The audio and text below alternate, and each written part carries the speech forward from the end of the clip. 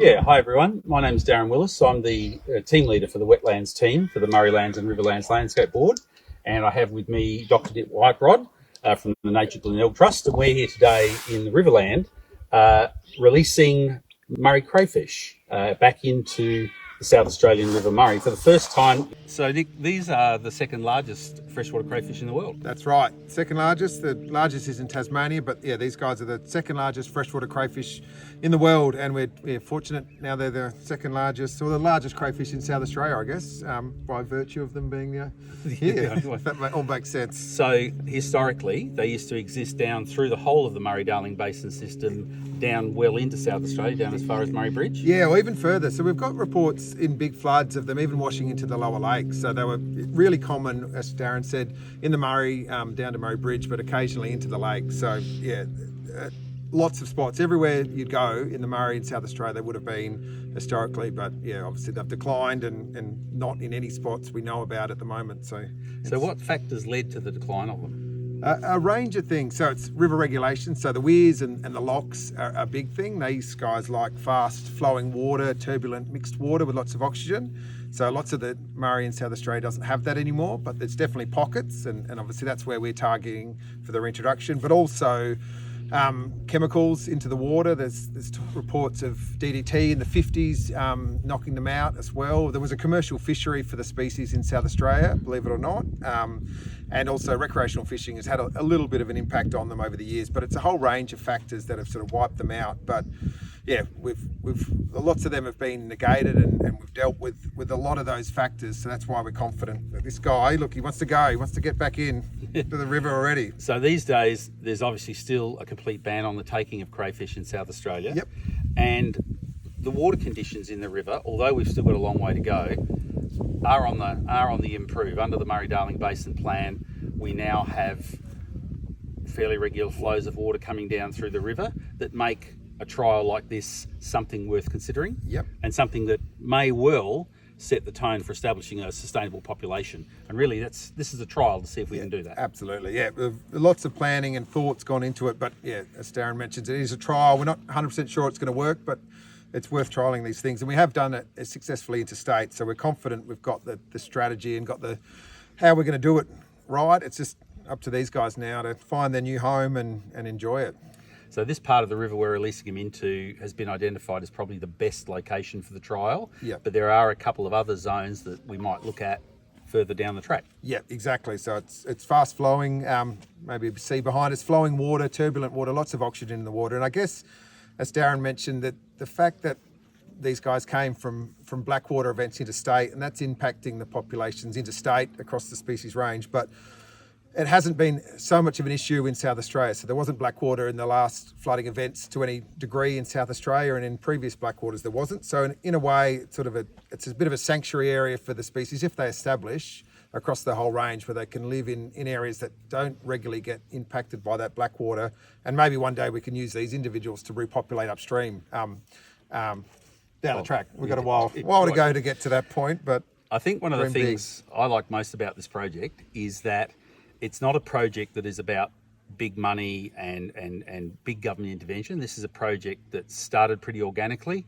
The Nature Glenelg Trust and the Landscape Board work together in a lot of different ways, but we've had support from the recreational fishing community, from our colleagues in the upstream states who've provided us with the crayfish for translocation.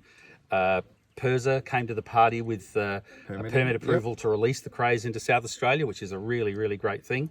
And we've got the support of groups like OzFish and groups like Northwest Aquaculture in Mildura, who are supporting us with a captive breeding program. Where's that going to go? Exactly. Well, hopefully it's going to breed crayfish, lots of crayfish, and so we can not only the ones we've rescued and put in now, but we can actually start to restock other parts with captively bred individuals. So we're releasing hundreds over this project, but maybe thousands in the future we can release to certain spots. So yeah, and as Darren mentions, it's been earmarked for 40 years to do a reintroduction, and things have conspired. It's been a good opportunity now with lots of partners, lots of people sort of involved, as he mentioned, to make it happen. So it is very exciting. Excellent. So 200 this year. Yeah. Hopefully another 200 next year, and the year after that, and the year after that. Exactly. We should start to see some traction. Absolutely. It'll take time, but yeah. This guy, again, wants to get out there, so wants to start the process. So the key message to our recreational fishing friends is don't come out here straight away and try and fish for them immediately. We've only put 200 in.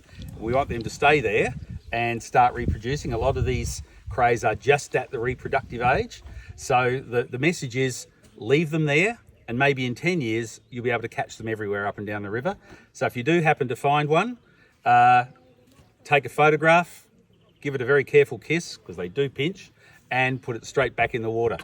Put it in the water, that's right. So yeah, we're the ones that have been fortunate enough to do this, but it's for rec fishers, it's for the community, just to have such a beautiful species back in the state. So if it's up to all of us, we've been involved with putting them in, but it's up to the community to make sure that they look after them as well. And if you hear of people doing the wrong thing, tell them off, tell them not to do it. That we want to see these guys re-established, and it's going to take time. So they need the opportunity to breed up and grow.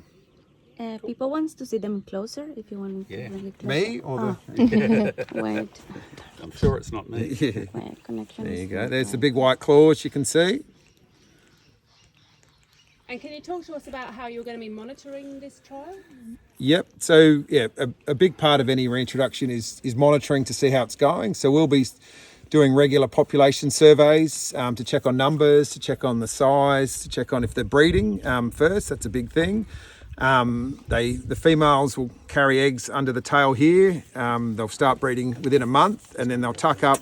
The eggs will stay on there for 4 or 5 months, and then they'll be released. But we're also trialling acoustic tracking of the individuals. So some of the ones we're going to release in a month are going to have a little radio tracker on the back, and then we're going to put them in, and we're going to see how active they are, where they're moving to, and how they're functioning in the river here. So I've just given a signal up the beach, because it's not a big boat, for Glenn Chisholm from the Armac River Ranger team to join us. And Glenn has been involved in the releases last week and today. Yep. And the Armac Ranger team will be involved in the monitoring program going forward. Yeah. Glenn, when we've spoken previously about what the release of the crays back into the river means, you say it better than anybody. Can you just tell us what the release of a species like this back into the river means to the ranger team firstly, and then to traditional owners more broadly? Yeah, so for my ranger team, for River Murray and Mallee Aboriginal Corporation, so the ranger team are going to be loving it. They've never seen the River Murray crayfish, most of the members of the team, so this will be their first experience coming out monitoring and doing the work. So it's a great opportunity to be involved with this project, to look after a species, care for a species, reintroduce a species that's been out of the water for as long as I've been alive. So for me, it's super special, born and raised on the river here. For the First Peoples, for the elders, it's the reintroduction of a totem that was lost. So to have that back in the river is a big key for them. It's a emotional moment, it's a culturally significant moment, it's a spiritual moment. It's just probably one of the best things that in my time with Armac that I've been involved in so far. And you were saying that you have seen crays in the river once or twice before when you were very young? Twice before when I was young, Your uncle took you out and caught some? Yeah. So seen one when I was 5 and another one when I was 16. There'd be the vast majority of young First Nations people just would never have seen them. Come across them. Would have seen pictures and heard stories, but to see them back in the water. So for the ranger team to be able to, when we start the monitoring, to be able to handle one is going to be a significant moment for them. Yeah. And to get photos and a few more community members involved along the path, it's going to be great. It's going to be excellent. Yeah. It's going to be really, really excellent. I think that's probably as much as we've got at the moment. So have we got any other questions at all or not? No? We must have covered it all beautifully. Okay, well, for those of you watching, thanks very much for joining us. It's a really exciting day. It's the first day in a really exciting future for Murray crays. We are hopeful we get a population established here, and if we can do it here, there will be other locations down the track. So fingers crossed, and remember, don't take them and eat them. Take them, take a photograph and put them back. Thank you. See you later. Thank you.